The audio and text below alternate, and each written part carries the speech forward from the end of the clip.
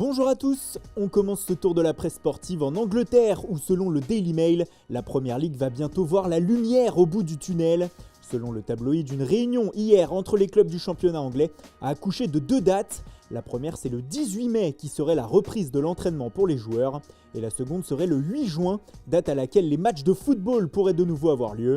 Une information qui fait bien sûr la joie des quotidiens outre-Manche, comme ici avec le Daily Star qui titre « C'est un date, un rendez-vous ».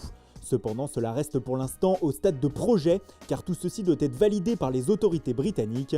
Surtout que le Guardian vient un peu mettre la douche froide sur cette date en première page de son journal. Selon le très sérieux quotidien du Royaume, la reprise de la Premier League dépendra aussi de la distribution des masques au sein des clubs. Le Times en revanche préfère lui se projeter et écrit qu'il reste 92 matchs à jouer pour finir la saison de Premier League. Et pour cela, il faudrait 40 jours afin de disputer toutes les rencontres. Un véritable marathon donc. En Espagne, on est aussi encore loin de la reprise, surtout que depuis hier, des plans concernant l'arrêt de la saison sont dévoilés. Le président de la fédération espagnole, Luis Rubiales, a notamment indiqué que si le championnat ne reprenait pas, le classement serait gelé à la dernière journée jouée et les clubs européens seraient désignés avec cette classification pour la saison prochaine. Mais comme le rapporte AS, cela ne plaît pas à tout le monde. L'Atlético de Madrid qui devrait se contenter de la Ligue Europa et Valence qui n'aurait rien du tout s'opposent à cette solution. Ils envisagent même un recours auprès de l'UEFA. Le journal Super Déporté quotidien de Valence parle même d'une guerre entre le club tché et Rubiales. Bref, on n'a pas fini d'en entendre parler. En Italie, en revanche, on parle plus de reprise. Et comme l'écrit le Corriere dello Sport, les clubs sont favorables à cette solution. Le président de la fédération, Gabriele Gravina, a même indiqué hier qu'une reprise pourrait avoir lieu fin mai, début juin. On reste en Italie où ce matin la Gazzetta dello Sport s'interroge sur le sort de Paolo Dybala à la Juventus. C'est même l'énigme Dybala en une du quotidien au papier rose. Le média se demande si ce phénomène, c'est pas nous qui le disons mais le journal, peut se satisfaire d'un statut de remplaçant à la Juve. En effet, il n'a disputé que 6 matchs en entier depuis le début de saison, ce qui interroge sur son statut en Italie. En parlant de la vieille dame, parlons mercato avec Tuttosport qui écrit ce matin que l'attaquant du Napoli, Arkadiusz Milik, serait l'alternative des dirigeants turinois lors du prochain mercato en cas de refus de Mauro Icardi et de Gabriel Jesus.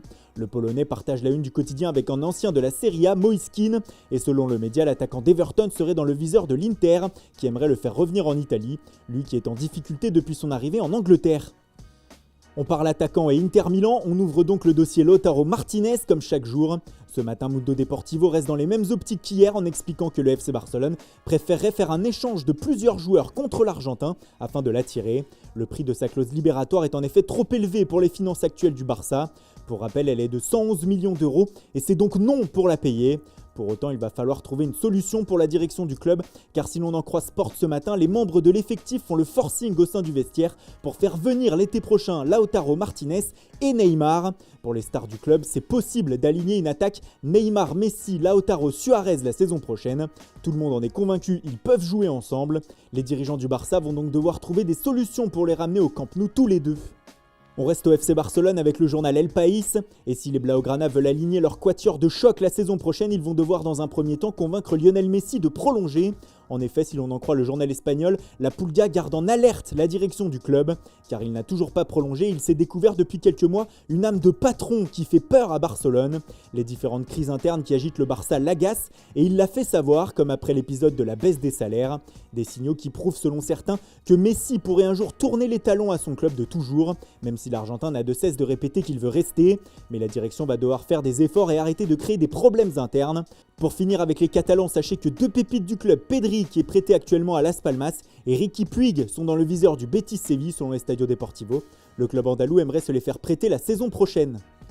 Et on termine par un détour par le Real Madrid où selon Marca, les merengues vont avoir une obligation de vendre cet été. En effet, 36 joueurs seront sous contrat avec le club madrilène à partir du 30 juin avec les différents retours de prêt.